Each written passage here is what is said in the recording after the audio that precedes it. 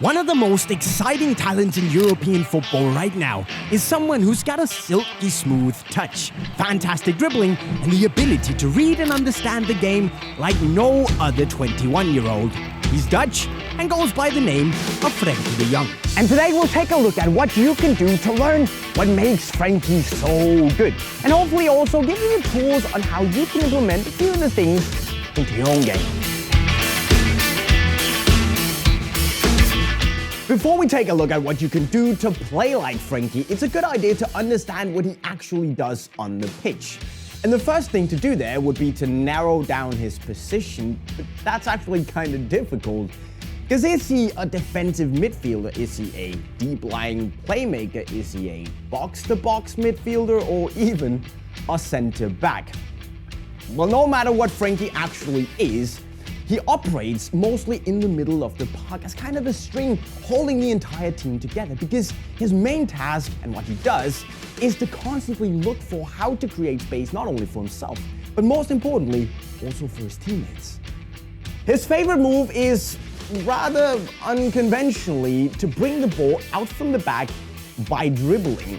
And in doing so, he kind of lures the opposition defenders into pushing up, going forward to actually try and apply pressure to him to win the ball back in a dangerous area. But in doing so, they leave a lot of space open behind them, which Frenkie De Jong's teammates can then move into. And because De Jong then has a fantastic passing range on him as well, well, he can spot the space, see where his teammates are going, and punish the other team like a boss. So Frenkie De Jong can be a bit of a handful, and it's no wonder Barcelona decided to sign him. But what can you do to play like Frenkie? First of all, you need some dribbling abilities. This is the core element of Frenkie De Jong's game, and one of the reasons he can confidently bring the ball out from the back with the ball absolutely glued to his feet. And a good way to train this is to bring the ball out from the back. I'm actually being serious. Have a drill where you have an obstacle in front of you, and standing relatively still, you approach the obstacle, pole, coal, whatever, and then you accelerate explosively past it, and then continue running at high speed around one or two more obstacles, because this will teach you how to make these driving runs past opponents into space, while of course protecting the ball at all times. Secondly, you also want a good passing range, and especially good through balls, as this will help you split defenses open.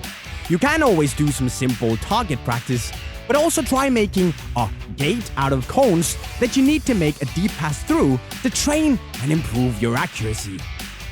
Of course, it's going to be a lot easier hitting your teammates with a pass if you have good awareness and good game intelligence. So being constantly aware of how your team is moving, spotting the empty spaces all over the pitch, and identifying how you can create space for yourself and for your team, either with or without the ball, is absolutely key. And a good way to practice that is to force yourself to constantly look around on the pitch every 3 to 4 seconds.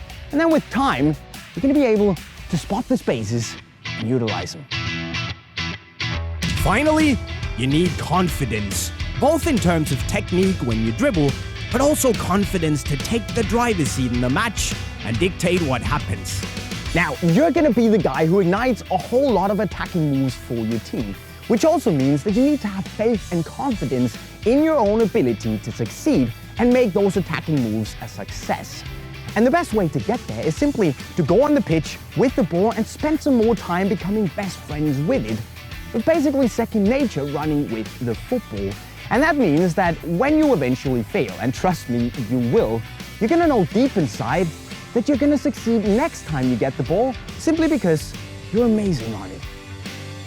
But there is a reason we don't see that many Frenkie De Jongs all over Europe, and since he's so good at so many things, can I ever play like him if I can't dribble? I mean, if that's the case, things are indeed looking a little bit difficult, but that doesn't mean you can't learn to dictate the game nonetheless. Because what you need to do is to always make yourself available, find the empty spaces, and make sure that your teammates always have an easy passing option going to you. Now, when you then get the ball, turn around, look forward, and see how you can create something. And with time, the rest is gonna come. So there you have it, Unisport fam, the key on how to play more like Mr. Frenkie De Jong. And even if you don't want to play like him, which I don't understand because he's pretty good, well anyways, you can use some of the things I taught you in this video today to improve your overall game. Now sadly, Frenkie De Jong won't have the chance to wear the Nike Euphoria mood boots that I wore in today's video in the Champions League final, but thankfully he had the pleasure of wearing them in the semi-finals, and so can you if you go to our website and cop the boots by clicking the link in the corner of your screen right over there. What you should also do is go subscribe to our channel to see more epic football videos, and you can also go and learn how to improve further as a footballer if you click the playlist somewhere down there. With that said guys, I'm signing off. Cheerio.